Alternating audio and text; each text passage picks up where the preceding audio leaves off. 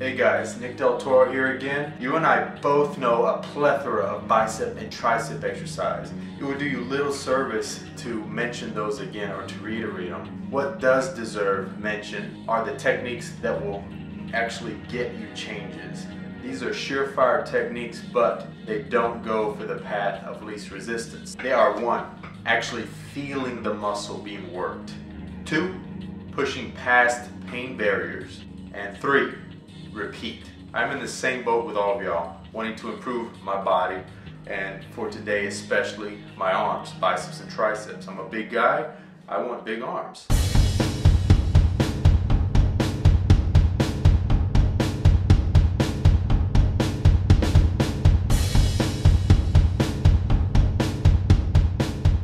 Okay, what do I mean by the 3 points that I mentioned?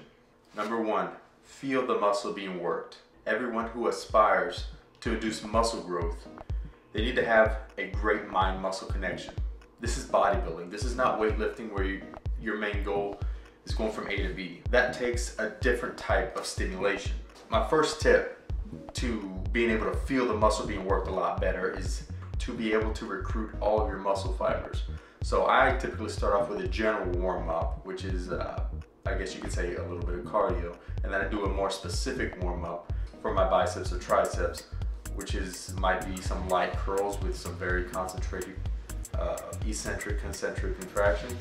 I get a slight pump before I even start. Another tip for you to be able to feel it is a personalized angle placement. This is where you learn your own biomechanics. If you need to alter the way you place your elbows or your shoulders or your knees or ankles or anything to be able to feel the target muscle being worked, this is what you have to pay attention to. If you're working your triceps, you don't want to feel it in your shoulders and chest. I flare my elbows out in certain exercises to feel my triceps working. This is something that I've come to learn from my own body.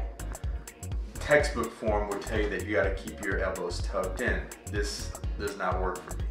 After all that's said and done, and you can feel your muscles being worked and getting a pump and getting tight, brings us to point number 2, pushing past pain barriers, aka failure and beyond, aka overload, which leads to your body changing. All right, this is the part that's gonna hurt. It should hurt in a good way. You should get a really tight pump, and when you really feel like quitting just because it hurts and it's so tight, that's when you push past the pain barrier.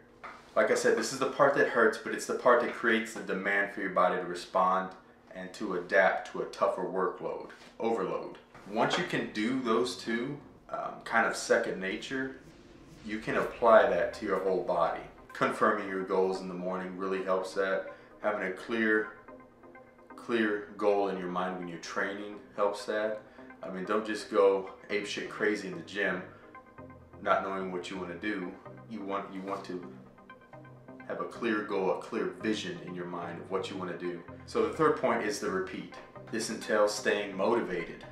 But if you follow the first 2 steps, which I personally am going to do, then you should be able to stay motivated and see the changes that you want. Now we get to the workout. I did triceps first. Like I said, I did a general warm-up, did a cable exercise, which is a more specific warm-up. Then I went to the selectorized dip machine. And here is where I played around with my joint placement, flared out my elbows a little bit more, really felt the long head of my tricep working, and I just went to town on it, okay? My rep range, my goal was about 15 reps, but there were some sets that I would go 20, 22 reps. And that is the part of pushing past the pain barrier. You can see my face, you know, that's not a pretty face. It doesn't feel good initially, but the pump for me feels good, really good. So then I moved on to a lying tricep extension with the easy bar. Again, about the same rep range, and again, push past pain barriers. Nice, slow, controlled, eccentric stretch portion of the rep, and a little bit more explosive, concentric portion of the rep.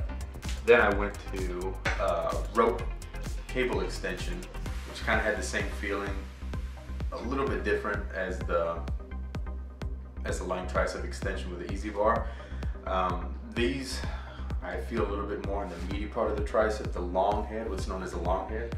So I like to do a lot of extensions, overhead extensions. I followed all of that up with a single arm kettlebell extension.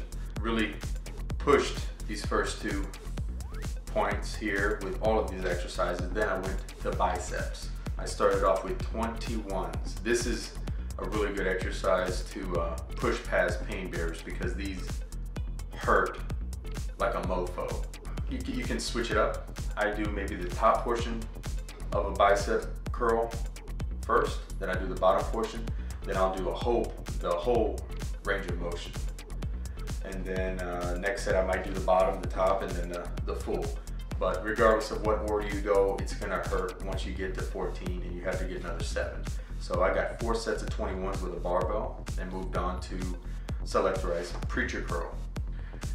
10 to 15, I got all the way down probably to 6 to 8 reps. Then I did a drop set just to kind of push past the pain barrier again, prolong the intensity. Then after that, I did a reverse grip barbell curl. And this is gonna hit the top of the forearm a little bit on into the brachialis, and that nice detail you get on a side chest shot. So it was a good variety. I got in, I felt everything really good.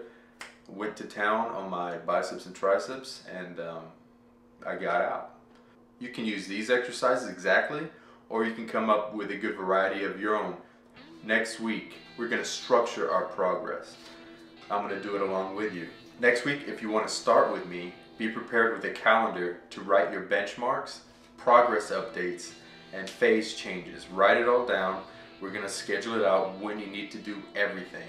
We're gonna do it about 2 months in advance so that we know exactly what we're doing what day and when to expect to do what day. I've come to learn that if you want to experience any kind of success in life, it always helps to have a good plan and to be able to measure your progress and adapt to keep the success coming. So that's what we're gonna do next week. If you're curious to find out what the heck I'm talking about, just tune in next week. Look for the updates and just expect big things. I'll see you next week.